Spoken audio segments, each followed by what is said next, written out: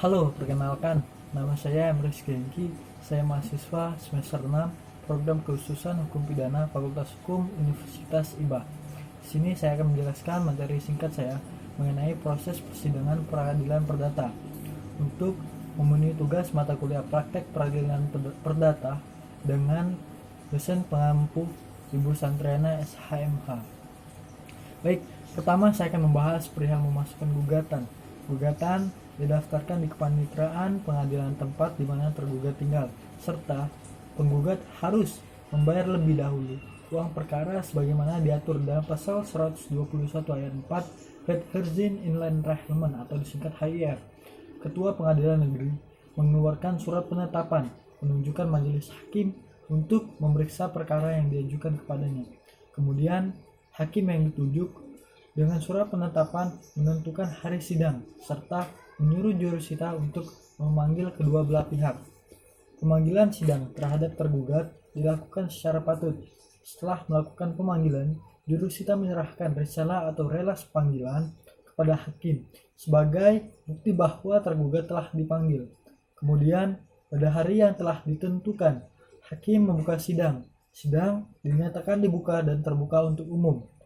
Pengecualian yaitu ada pada persidangan yang dinyatakan tertutup untuk umum.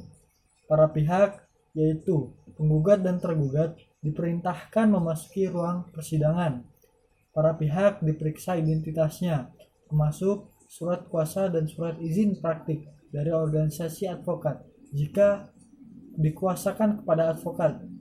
Apabila kedua belah pihak lengkap, maka diberikan kesempatan untuk menyelesaikan perkara secara damai melalui jalur mediasi. Apabila perdamaian atau mediasi berhasil, maka dibacakan dalam persidangan dalam bentuk akta perdamaian yang bertitel Demi Keadilan berdasarkan ketuhanan yang Maha Esa. Apabila tidak tercapai kesepakatan dalam mediasi, maka persidangan dilanjutkan dengan pembacaan surat gugatan oleh penggugat atau kuasanya. Selanjutnya, jawaban dari tergugat yang berisi eksepsi, bantahan, permohonan putusan provisional, serta gugatan rekonvensi. Apabila ada gugatan rekonvensi, tergugat juga berposisi sebagai penggugat rekonvensi. Kemudian, replik dari penggugat, apabila digugat rekonvensi, maka ia berkedudukan sebagai tergugat rekonvensi. Lalu, duplik dari tergugat. Biasanya, di dalam praktik, pada saat jawab-menjawab, ada kemungkinan terjadinya gugatan intervensi yang terdiri dari Pohing, Pritschwaring, dan Tussenkomst.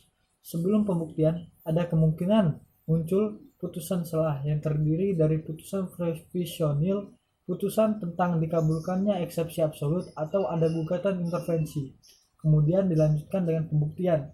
Dimulai dari pembuktian pihak penggugat dengan bukti, surat, dan saksi. Selanjutnya pembuktian dari pihak tergugat dengan bukti, surat, dan saksi juga.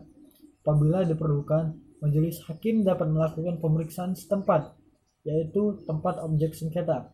Kemudian kesimpulan dari masing-masing pihak, yaitu dari pihak tergugat maupun pihak penggugat, dilanjutkan dengan musyawarah oleh majelis hakim.